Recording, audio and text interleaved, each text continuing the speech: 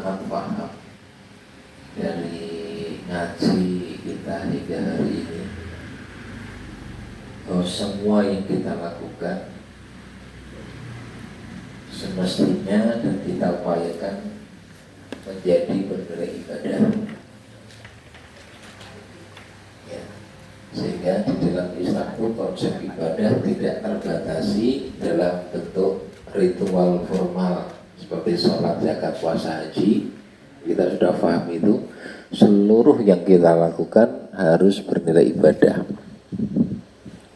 Untuk bernilai ibadah, niatnya ikhlas, caranya benar. Amal yang dilakukan adalah amal yang diperintahkan atau amal yang diperbolehkan, ya. Jadi amal yang status hukumnya mubah atau wajib atau sunnah, ya, maka dengan niat yang ikhlas seluruh yang dilakukan jadi ibadah. Bicaranya ibadah, jalannya ibadah, berpikirnya ibadah, ya. Penyikapan terhadap keadaan diri kita jadi ibadah. Kalau tidak sabar ya syukur, gak syukur ya sabar, ibadah semua. Ini komentar saya yang pertama. Jadi dengan terus memang seluruhnya bagi seorang muslim harus jadi ibadah. Jangan sampai tidak terlewat waktu yang di situ nggak ada ibadah. Karena kita abdi, hamba, maka seluruh yang kita lakukan haruslah bernilai pengabdian. Pengabdian itu adalah ibadah. Sakit, sehat, semuanya harus jadi ibadah. Senang, susah, semuanya harus jadi ibadah. Satu. Yang kedua, apapun keadaannya, apapun sesuatu yang diberikan, semuanya hakikatnya merupakan wujud rahmat Allah, kasih sayang Allah. Kasih sayang itu tidak selalu dalam bentuk atau wujud yang secara umum disukai, bisa jadi dalam bentuk yang dibenci, tetapi hakikatnya itu merupakan kebaikan bagi kita yang diberi oleh Allah Subhanahu wa Ta'ala hal tersebut. Ya, saya sering memberikan gambaran atau permisalan yang lain seperti orang tua terhadap anaknya. Kasih sayang orang tua kepada anak tidak selalu dalam bentuk yang disukai anak. Mungkin orang tua berbicara atau melakukan tindakan yang anak tidak suka, padahal itu bentuk kasih sayang orang tua. Begitupun Allah Subhanahu wa Ta'ala melakukan tindakan, perbuatan terhadap hamba-hambanya tidak selalu dalam bentuk yang kita sukai, ya, tetapi itu merupakan bentuk wujud dari rahmat kasih sayang Allah Subhanahu wa Ta'ala, ya. Jadi ini bagian yang kedua. Jadi apakah itu sakit, apakah itu sehat, apakah itu kelebihan, apa itu kekurangan, hakikatnya merupakan rahmat kasih sayang Allah Subhanahu wa Ta'ala. Tapi menjadi baik atau tidak bergantung pensikapan terhadap apa yang diberikan tadi, ya. Nah, pensikapan terhadap apa yang diberikan di situ akan bernilai ibadah atau tidak. Jadi, agar bernilai ibadah harus bagaimana, kita butuh ilmu di situ, ya. Nah, butuh ilmu, proses melatihnya sampai nanti menjadi akhlak. Akhlak apa? Akhlak ubudiyah, akhlak penghambaan, akhlak pengabdian kepada Allah di sepanjang kehidupan kita. Kemudian yang ketiga, terkait dengan interaksi dengan manusia, pergaulan dengan orang lain.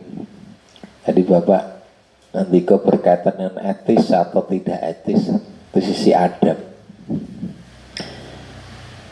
Yang paling penting tentu komunikasi, ya.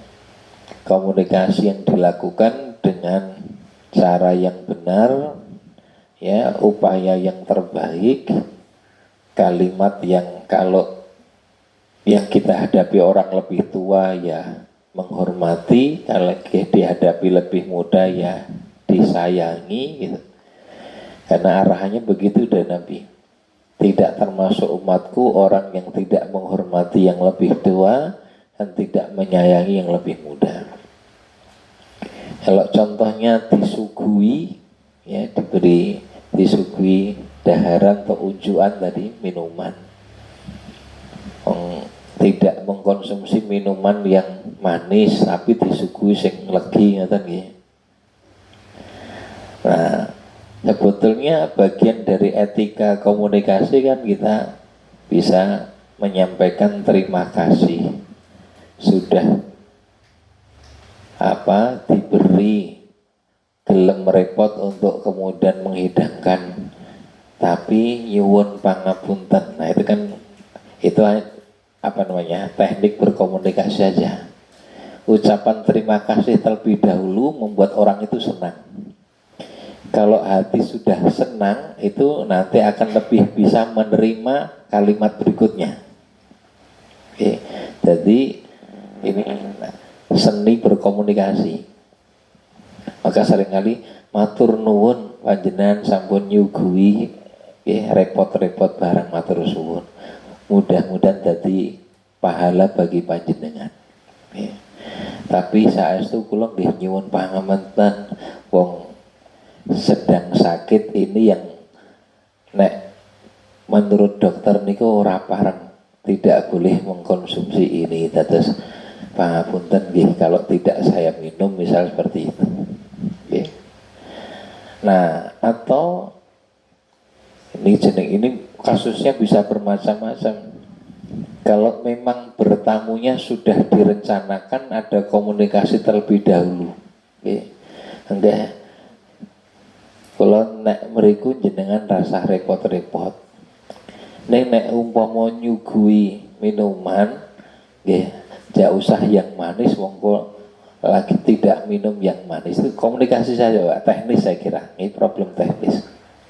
Jadi bukan masalah etis atau tidak. Memang kita perhatikan adab etika, tapi tinggal mengkomunikasikannya saya kira akan bisa difahami. Jadi apapun respon manusia, yang paling penting kita sudah mengupayakan hal yang benar dan terbaik, tidak ada masalah. Ya, jadi tuntutan atas diri kita adalah mengupayakan sesuatu yang benar, dilakukan dengan cara yang baik. Respon orang tetap bisa macam-macam, mungkin tidak seperti yang kita harapkan, ternyata sakit kemauan. Pengaid ini ku memberi hadiah neng tetangga, karepe apik nih, untuk nyenengke, mendekatkan hubungan. Neng nggih wonten tangga niku sing meresponnya secara negatif. Kaya ngene kok digake kowe ngenyek ya, ngoten ya saged. Jadi wong itu warni-warni. Ya, tapi penilaian oleh Allah ya bergantung niat kita dan kesungguhan kita dalam melakukan amal kebaikan itu dengan cara yang terbaik.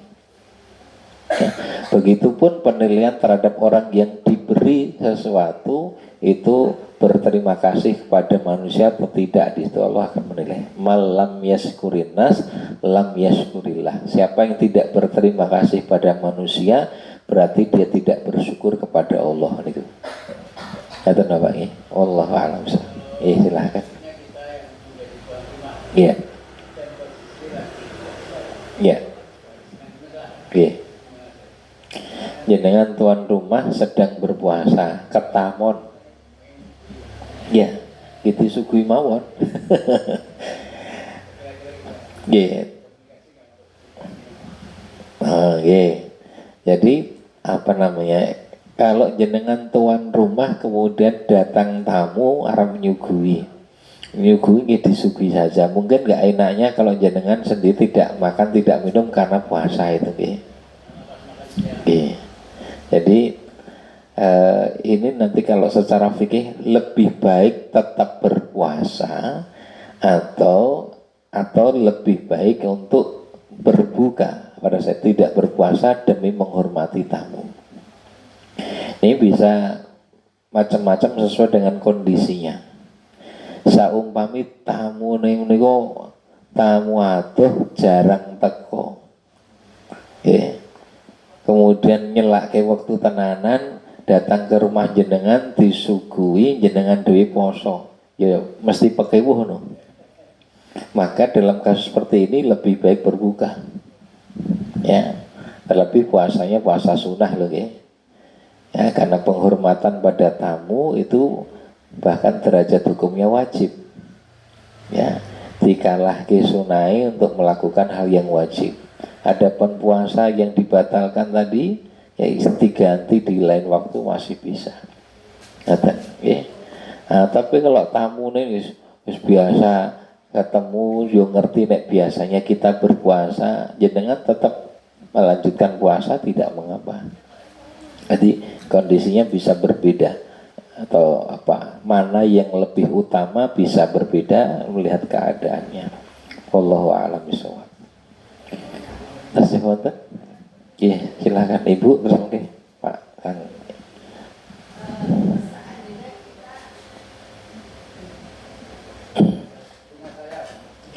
Nggih monggo.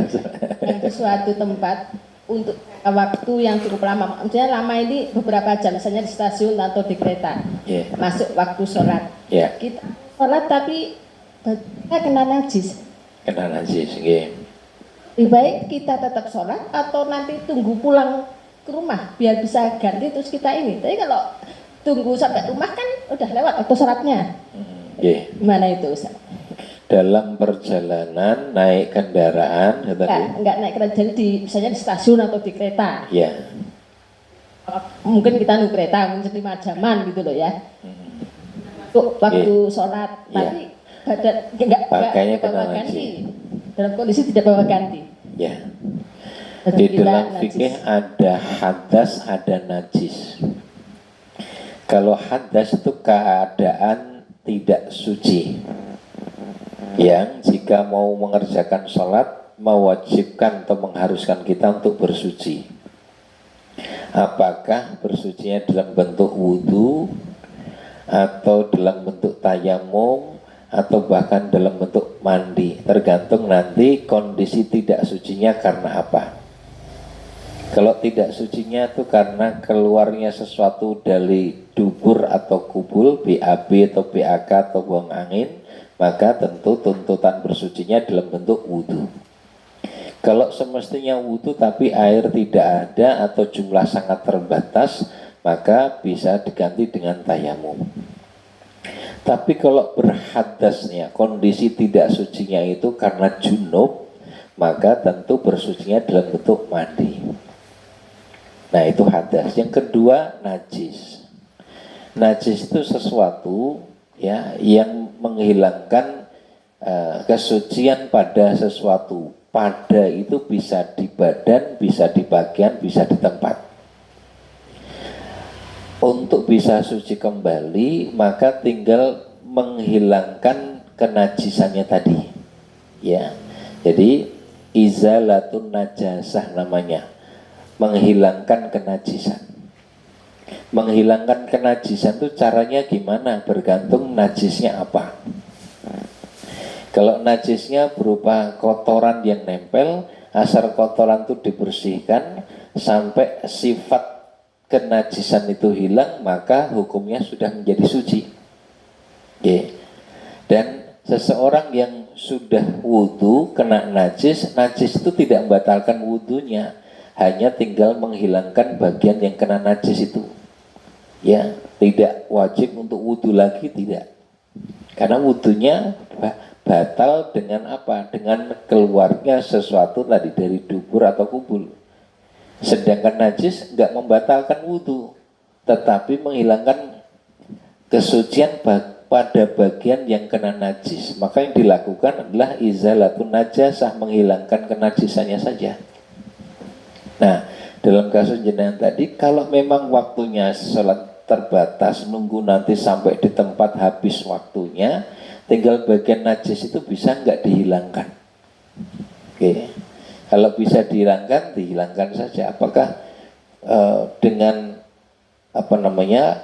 sekedar mengeriknya hilang sifat kenajisannya atau dikasih dituangi air ya sampai hilang sifat najis itu ada 3, bau, rasa, warna. Kalau sifat najis yang 3 ini tidak ada maka dihukumi suci. Ya. Kalau kotoran itu adalah kotoran hewan yang dagingnya halal dikonsumsi, maka dalam mazhab Hambaliyah tidak dihukumi najis. Itu. Kotoran burung, kotoran kambing, sapi, unta yang dagingnya halal dikonsumsi itu enggak najis. Tidak setiap yang kotor itu najis. Nah, ini perlu pembahasan masalah najis tadi. Jadi ini kan belum tahu nih najisnya najis apa nih, bisa dihilangkan tidak? Kalau bisa dihilangkan, hilangkan. Nah kemudian bersuci, silakan bersucinya bisa dengan wudhu atau tidak? Nggak bisa ya tayamum. Ngerti Ibu? Wallahu a'lam. Iya. Iya. Iya.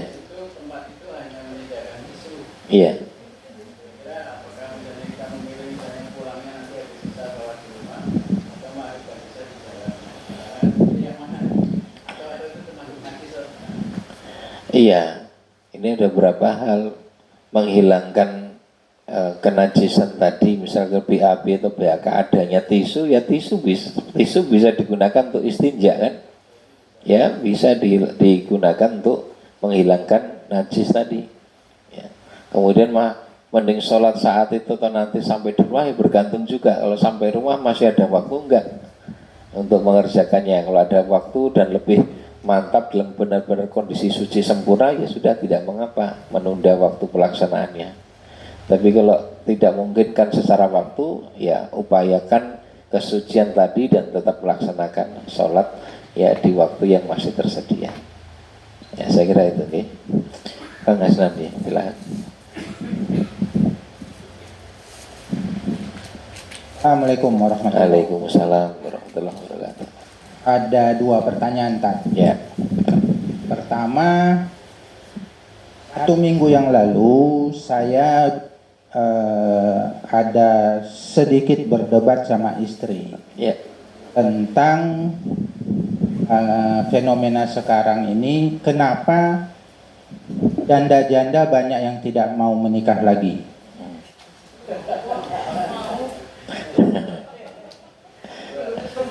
Ini menarik.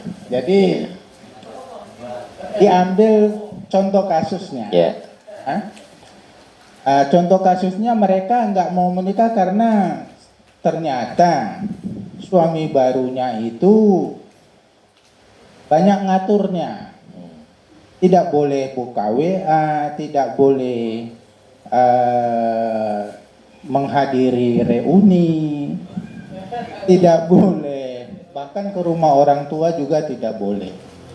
Kalau menurut saya kan nggak apa-apa ya, karena dia konsekuensi dari menikah kan harus ikut suami, larangan suami harus diikuti, kan larangan itu baik kan itu. Tapi mungkin perempuan melihatnya berbeda. Nah mungkin kasus ini Ustadz kan bisa kasih pencerahannya nanti. Nah yang kedua, beberapa waktu yang lalu saya pernah jadi imam di ladang ya sama teman-teman. Nah waktu itu saya bawa surat di Ilafi Quraisy. Ya. Setelah selesai sholat, saya diprotes. Bukan diprotes, diingatkan bahwa allazi at'amahum min ju'. Bukan ta, itu to bang. Saya waktu itu belum begitu ini. Nah, tapi dari situ saya jadi berpikir, artinya mungkin saya belum punya kapasitas untuk jadi imam. Jadi saya sering apabila sering menolak lebih orang lain saja, karena saya tahu diri lah, itu surat itu aja antara T sama TO saya salah gitu. Nah, bagaimana dengan sikap saya Tan? Demikian dua pertanyaan itu. Assalamualaikum warahmatullahi wabarakatuh. Janda nggak mau nikah lagi, ya terserah gitu.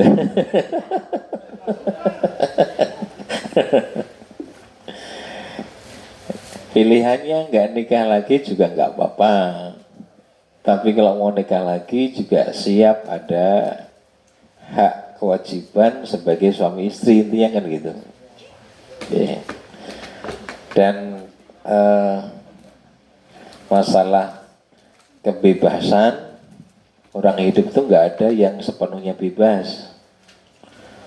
Siapapun pasti terikat.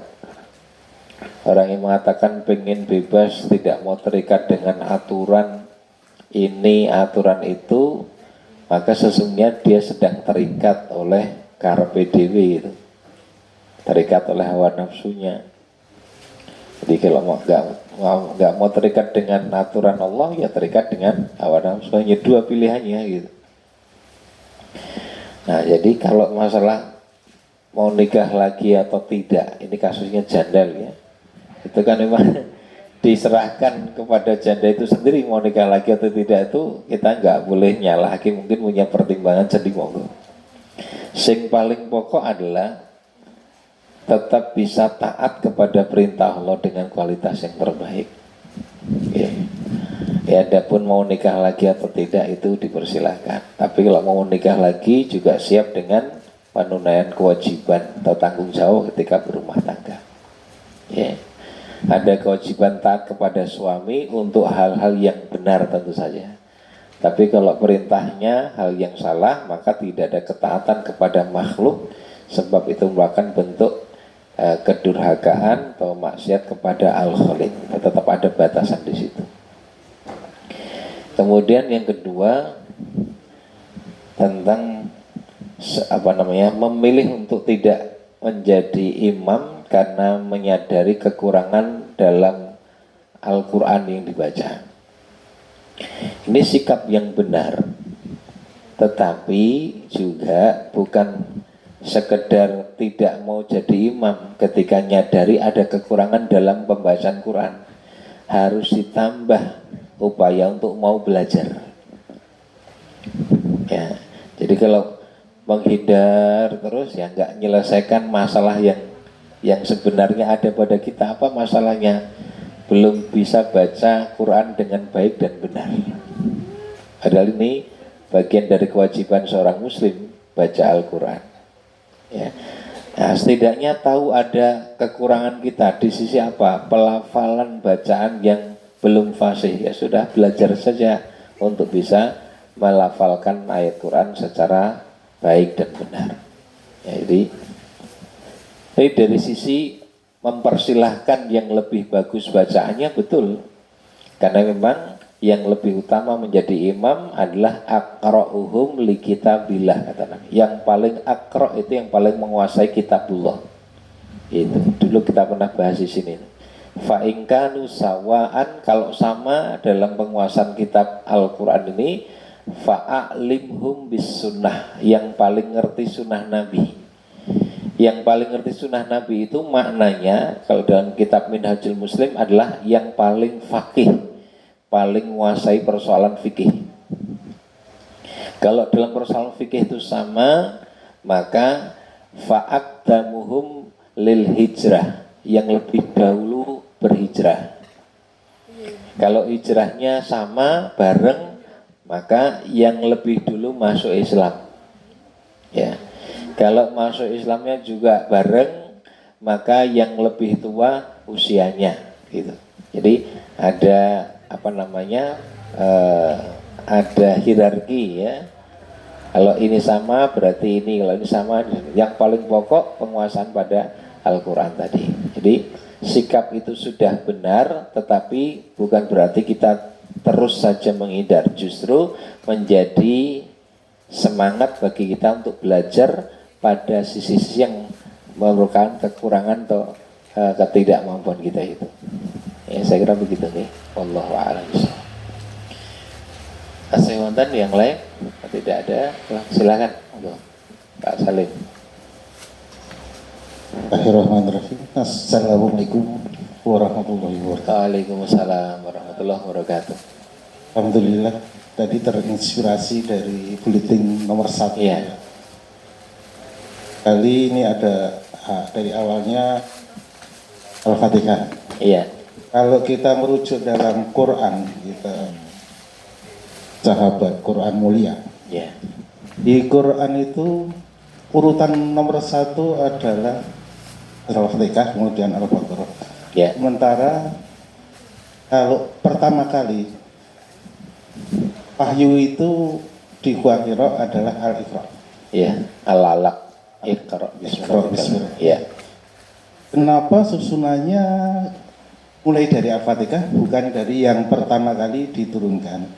Apakah itu mungkin dari mushaf yang dikumpulkan oleh Khalifah Utsman atau bagaimana? Barangkali ini untuk menambah keimanan kita kepada Quran, bisa tahu sejarahnya. Ya. Demikian, Ustaz. Assalamualaikum warahmatullahi wabarakatuh. Waalaikumsalam warahmatullahi wabarakatuh.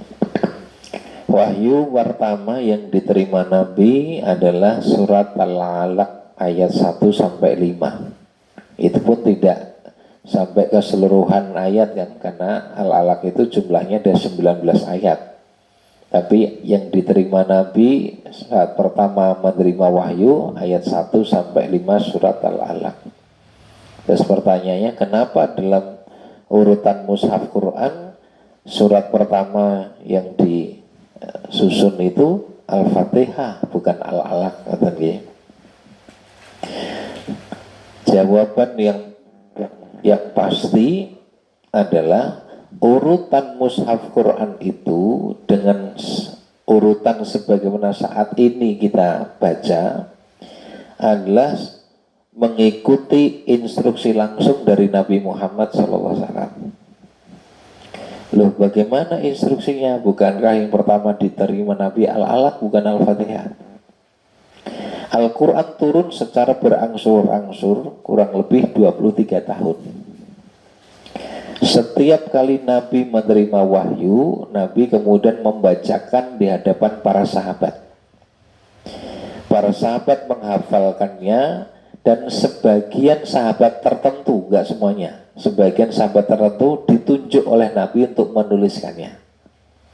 Ya, ini yang sering diistilahkan ada sekretaris wahyu. Jadi beberapa sahabat ditunjuk Nabi untuk menuliskan. Dari fakta ini nanti jenengan bisa baca dalam kitab namanya Al-Itqan fi Ulumil Quran tulisan Imam Asyuti. Nanti dikutipkan riwayat-riwayat itu bahwa Nabi menginstruksikan kepada sahabat tertentu untuk menuliskan wahyu yang beliau terima. Nah, dari sini kita mendapati fakta Al-Quran itu terjaga, terpelihara sejak ia diturunkan, setidaknya dari 2 jalur. 1 bacaan, 2 tulisan. Bacaan tulis maksudnya hafalan, kan Nabi membaca, para sahabat menghafalkannya.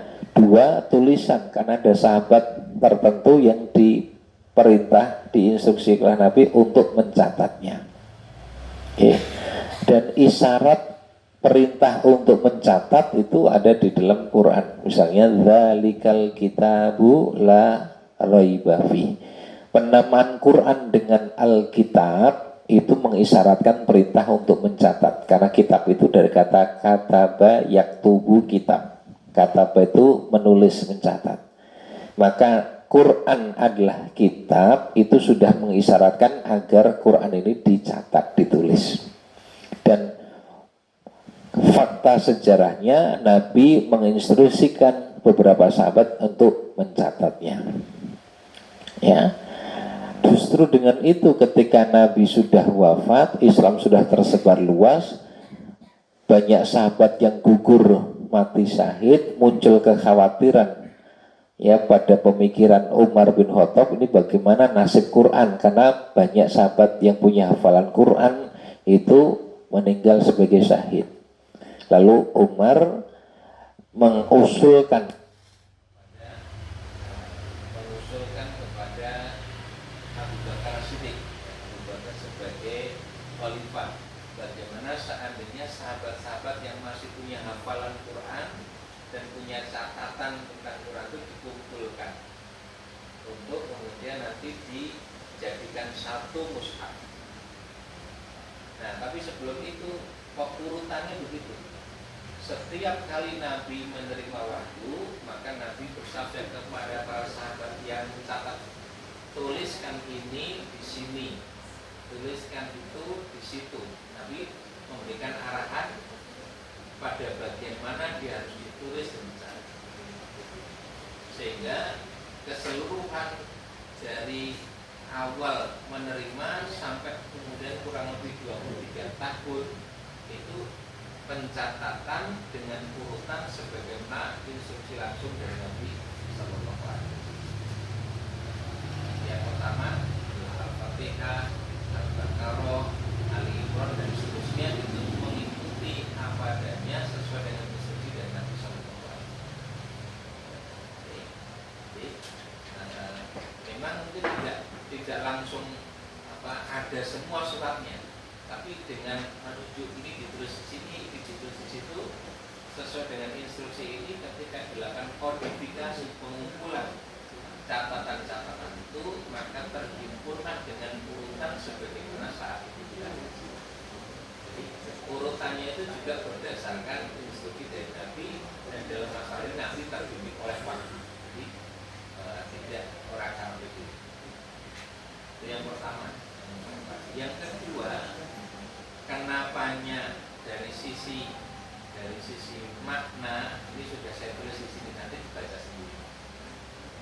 Jadi kita akan ketemu pada kesimpulan bahwa benar tepat kalau Al-Fatihah itu ditulis sebagai makna. Nah, ini kalau kenapanya saya harus menjelaskan ini kejauhan, ya, dengan baca sendiri. Dengan baca ini akan paham saja. Memang lebih tepat ini ditulis di bagian awal dari keseluruhan isi mushaf. Satu diantaranya saya sebut, satu diantaranya adalah Al-Fatihah itu isinya sudah mencakup keseluruhan isi Quran. Ya, sehingga ini semacam pendahuluan yang isinya telah mencakup keseluruhan surat-surat yang lain. Maka surat-surat setelahnya itu menjadi uraian, penjelasan, rincian dari apa yang sudah ada di dalam Al-Fatihah. Karena itulah Al-Fatihah disebut Ummul Quran, ibunya Al-Fatihah. Dia tepat kalau dia posisikan di bagian. Nanti kalau kita mempelajari Quran itu mulai dari Al-Fatihah akan enak sekali. Begitu kita paham betul isi Al-Fatihah, maka setelahnya itu tidak akan lepas dari isi Al-Fatihah. Tidak akan lepas dari isi Al-Fatihah, sehingga kita paham induknya di sini. Uraiannya nanti di Al-Baqarah, di Ali Imran, di An-Nisa sampai.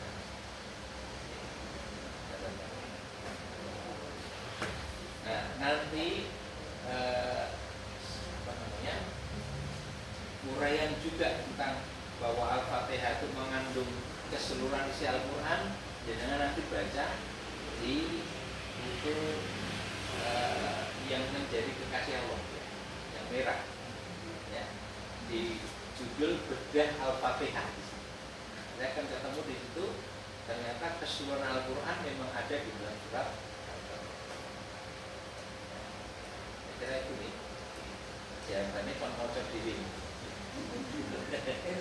Saya kira juga punya semangat literasi yang baik. Ya, namanya ilmuannya lebih pokok. Saya kira itu ya. Mudah-mudahan manfaat. Kita akhiri dengan doa kafaratul majlis.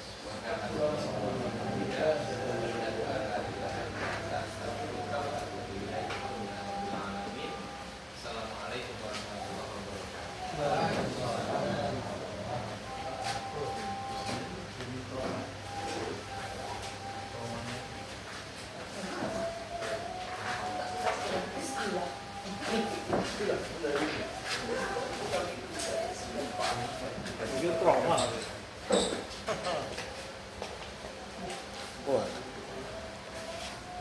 Walah.